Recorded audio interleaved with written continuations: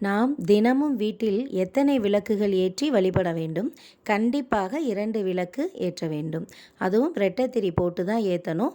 மஞ்சள் திரியை போட்டு ஏற்றும்போது குடும்ப ஒற்றுமைக்கு அது வழிவகுக்கும். கண்டிப்பாக ஒற்றை விளக்கு ஏற்றக்கூடாது. அதற்கு மேலே எத்தனை தீபங்கள் வேண்டுமானாலும் ஏற்றலாம். நம்ம குலதெய்வத்துக்குன்னு தனியாக ஒரு மண் அகல் விளக்கு ஏற்றுவது ரொம்ப விசேஷம்.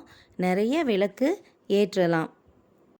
விளக்கு எரிந்த வீடு வீணாய் போகாது அப்படின்னு அந்த காலத்தில் சொல்லுவாங்க. அதிகமாக விளக்கேற்றலாம். குறைஞ்சபட்சம் 2 விளக்காவது ஏற்றணும்.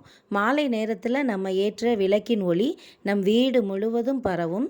நம் மனதில் உள்ள இருளையும் அகற்றும். நம் வாழ்க்கையில் ஏதாவது கஷ்டங்கள் இருந்தாலும் அந்த இருளையும் போக்கி நம் வாழ்க்கையில் ஒரு வெளிச்சத்தை கொடுக்கும், வெற்றியை கொடுக்கும். விளக்கு மகாலட்சுமியின் அம்சமாகவே பார்க்கப்படுகிறது.